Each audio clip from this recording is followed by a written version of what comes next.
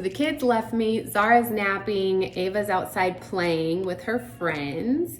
And the enclosures are all done being put together, I think. So we have 2 enclosures, one for our girl and one for our boy.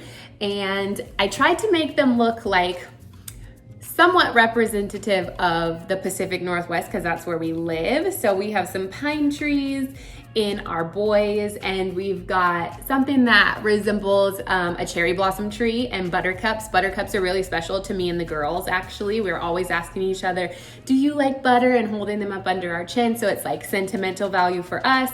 And then just some fun dandelion-esque. All of the plants we used are fake.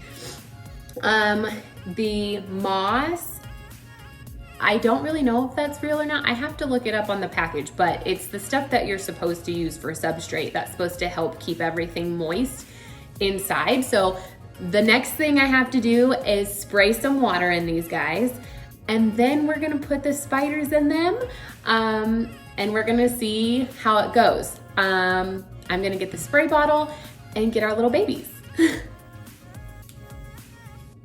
So we have, I think this one's the boy. And I think this one's the girl. Okay, so I'm going to turn these guys around. All of the stuff that I've researched recommends that you spray one side of the enclosure so that like not all of them are super wet, especially when you first put them in the enclosure because they haven't had a chance to create anchor points with their webs to make it so they can walk along the acrylic walls. The acrylic walls are just a plastic. Acrylic is just another way of saying like a nice plastic. And so they will be able to climb all over the walls, but they will be fresh in their enclosures, so they haven't had a chance to put down those anchor points yet. So I don't want to make all of the walls slippery. I'm still learning just how damp to make the enclosure. You want it humid and damp, but you don't want it sopping wet. So I'm gonna do my best, and I'm gonna continue to educate myself and research and ask questions to those who have already been parents to these little jumping spiders, and just continue to get more knowledge, learn more, and figure it out. So I'm gonna go ahead and spray. This is tap water, but it has 2 drops of, I think it's called conditioner. Where is it? So we moved the spiders to the side because I just want to talk a little bit about the water. So this right here, it's called ReptiSafe. It's terrarium water conditioner. People at the pet store said I need to have it to make sure that the water is nice for the jumping spiders because we might have some things in our water that could be harmful to them. And this just helps keep it safe for them to be able to drink it. So you're supposed to put 2 drops in 8 ounces of water. That's 1 cup of water. So I filled this with 8 ounces of water. I put 2 drops of this in there.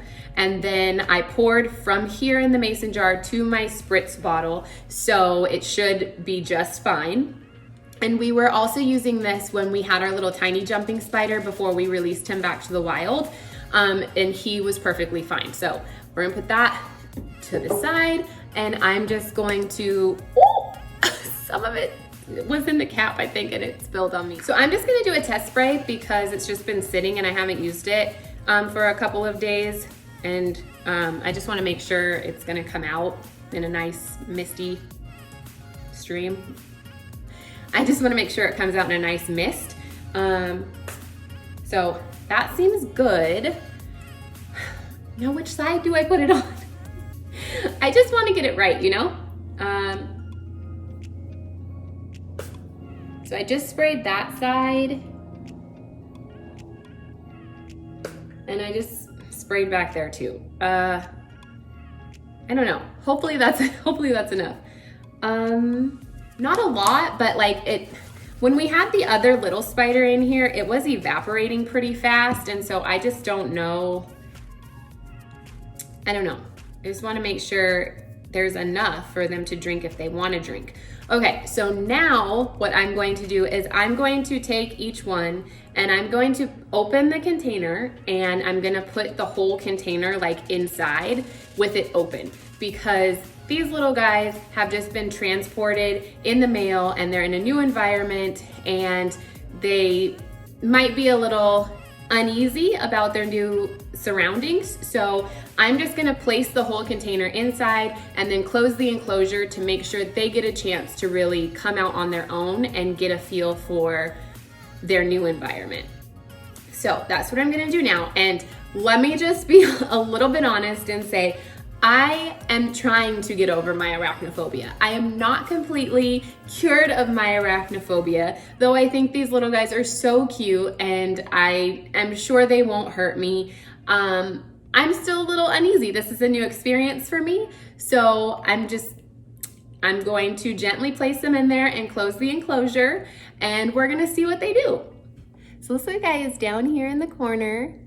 I'm gonna go ahead and lower the camera a little bit so we can see. He's right here. Let's see, I'm gonna take the lid off and then I'm gonna set it in here on the bench. He's really wrapped up in there, so I might have to grab some tweezers to open up the napkin a little bit to let him know he can come out, but I don't wanna startle him too much. So for now, I'm gonna start by taking the lid off and setting it inside the enclosure, and then we'll move on to the little girl spider.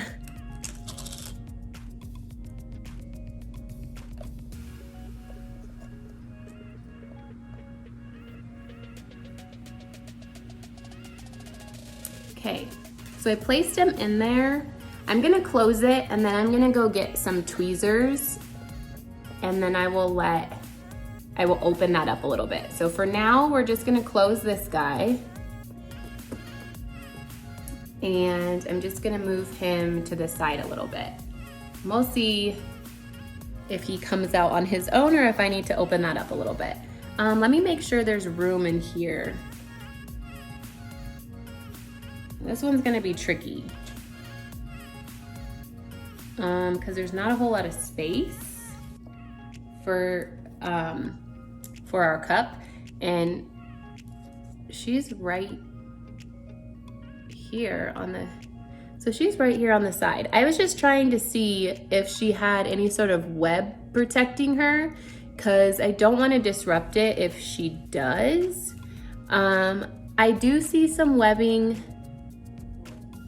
but it doesn't look like she's like completely closed herself, covered herself. So I think I should be okay to open this one up and then just stick her inside.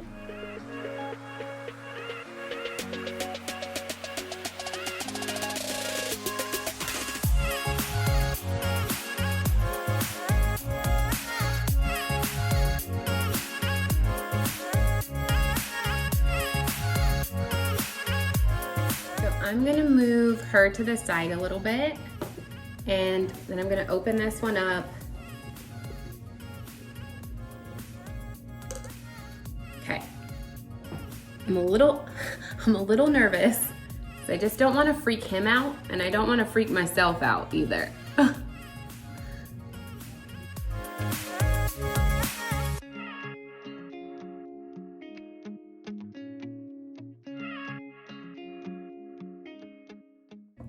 I don't even see him anymore.